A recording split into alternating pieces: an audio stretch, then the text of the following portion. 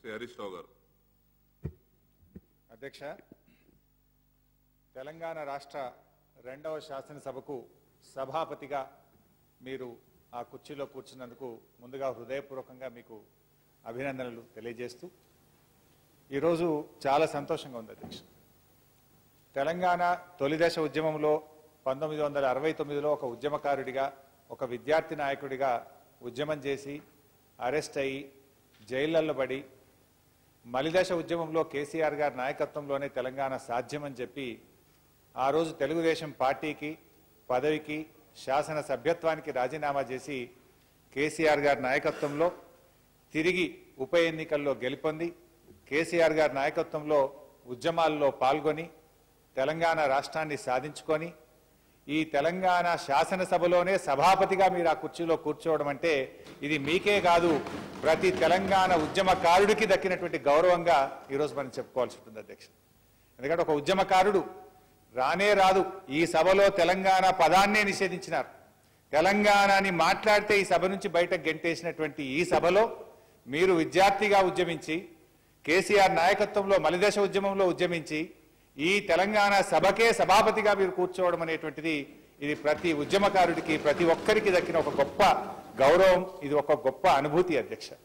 చాలా సంతోషంగా ఉంది అధ్యక్ష. మీతో కూడా మేము పనిచేసినప్పుడు మేము అప్పుడప్పుడు మిమ్మల్ని చూసి నేర్చుకునేవాళ్ళం.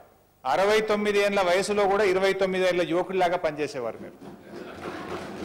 మోకాళ్ళ నొప్పులున్నా, అనారోగ్యం ఉన్నా అసలు లెక్క చేసేవారు కాదు. పొద్దున్నే కేర్ హాస్పిటల్ నుంచి డిశ్చార్జు, మళ్ళా గంటకు చూస్తే బాన్స్వాడ.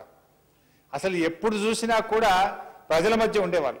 మనం తిరుపతికి వెళ్ళాం, అక్కడ కూడా మీరు అనారోగ్యం పాలైతే మిమ్మల్ని నేనే ఆసుపత్రిలో జాయిన్ చేశాను. అనేక సార్లు మీతో పాటు పనిచేసినాం.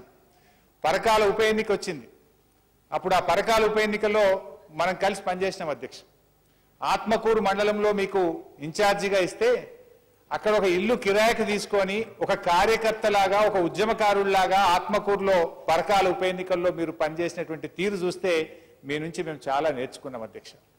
నిజంగా ఈరోజు ఒక ఉద్యమకారుడు, ఈ సభలో అపారమైనటువంటి అనుభవం కలిగినటువంటి వ్యక్తి మీరు. డిసిసిబి చైర్మన్గా, 6 సార్లు ఎమ్మెల్యేగా, ప్రతిపక్ష శాసనసభ్యుడిగా, అధికార పార్టీ శాసనసభ్యుడిగా కేసీఆర్ గారు సభాపతిగా ఎంపిక చేయడం అంటే ఒక సరి అయినటువంటి వ్యక్తికి సమున్నతమైనటువంటి గౌరవాన్ని ఈరోజు మీకు లభించింది. దానికి నేను సభానాయకుడికి కూడా హృదయపూర్వకంగా మా అందరి పక్షాన ధన్యవాదాలు తెలియజేస్తా ఉన్నా.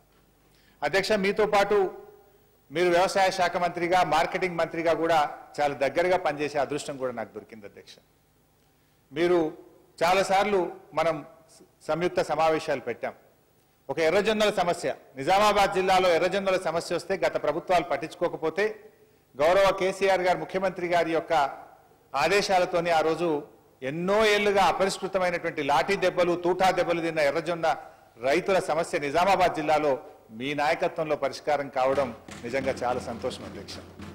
అలా చెప్పుకుంటూ పోతే సోయాబీన్ రైతుల కోసం కానీ ఇలా ప్రతి పంటకు కూడా మద్దతు ధర లభించడం, ఒక నిజంగా ముఖ్యమంత్రి గారు మిమ్మల్ని లక్ష్మీపుత్రుడని మీకు ఎట్లయితే నామకరణం చేసినారో మీ నాయకత్వంలో తెలంగాణ రైతాంగానికి గడిచిన 4.5 ఏళ్లు ఒక స్వర్ణయుగం, ఒక గొప్ప విప్లవాత్మకమైనటువంటి మార్పును మనం తీసుకురాగలిగాం.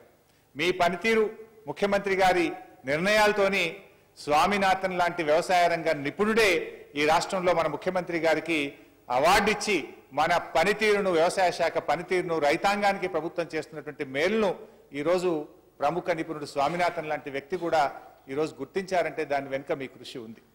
మీరెప్పుడు కూడా మీ ఆరోగ్యాన్ని లెక్క చేసేవారు కాదు, మీ బాధ్యత, కర్తవ్య నిర్వహణ కోసం మీరు కష్టపడి పనిచేసేవారు.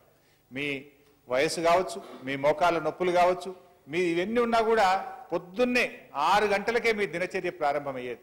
ఎప్పుడన్నా మీతో పాటు కారులో ట్రావెల్ చేసినప్పుడు ఫోన్లు వస్తుంటే మీ కారే ఒక ఆఫీస్, అందులో మొత్తం వెనక సందుక, ఒక ఫైళ్ళు, కట్టలు, ఏది అడిగినా, ఇన్సూరెన్స్ విషయం అడిగినా, రైతు బంద్ అడిగినా, రైతు సమన్వయ సమితులు అడిగినా మీ కారే ఒక కార్యాలయం లాగా ఫింగర్ టిప్స్ మీద ప్రతి సమాచారాన్ని చెప్పి ప్రజలకు సేవ చేసేటువంటి ఒక దృక్పథంతో ముఖ్యమంత్రి గారు ఇచ్చిన ప్రతి నిర్ణయాన్ని అమలు చేయాలని ఒక పట్టుదలతో పనిచేసిన ఒక నిబద్ధత కలిగినటువంటి నాయకులు మీరు.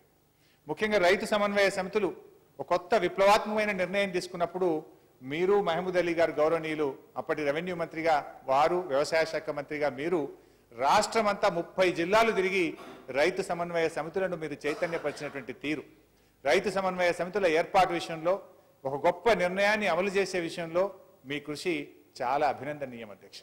ఇలా చెప్పుకుంటూ పోతే మీ గురించి చాలా చెప్పొచ్చు అధ్యక్ష.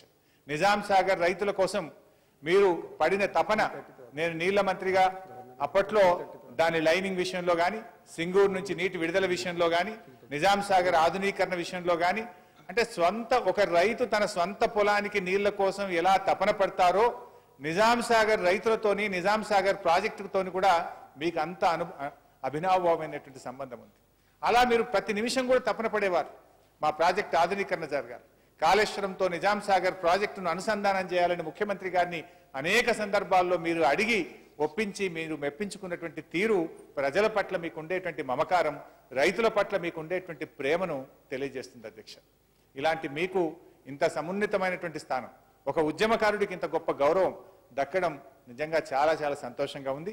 మీరు తప్పకుండా ఈ 5 సంవత్సరాలు, వచ్చే 5 సంవత్సరాల పాటు ఈ సభను అత్యంత హుందాగా భారతదేశంలోని మిగతా శాసనసభలకు ఆదర్శవంతమైనటువంటి సభగా, ఎందుకంటే వ్యవసాయ శాఖ మంత్రిగా ఈ దేశానికే ఆదర్శవంతంగా కేసీఆర్ నాయకత్వంలో మీరు పనిచేసిండ్రు. తప్పకుండా సభానాయకుడు ఆధ్వర్యంలో సభాపతిగా ఈ సభ కూడా ఈ దేశంలోని అన్ని శాసనసభలకు అత్యంత ఆదర్శవంతంగా మీరు నడుపుతారనడంలో నాకు ఎలాంటి సందేహం లేదు. మీకు శుభం కలగాలని, ఆ భగవంతుడు మీకు మంచి ఆయురారోగ్యాలు ఇవ్వాలని, ఈ సభను అత్యంత అర్థవంతమైనటువంటి చర్చలతో చాలా చక్కగా మీరు నడుపుతారనేటువంటి సంపూర్ణమైనటువంటి విశ్వాసంతో మరొక్కసారి మీకు హృదయపూర్వకంగా ధన్యవాదాలు.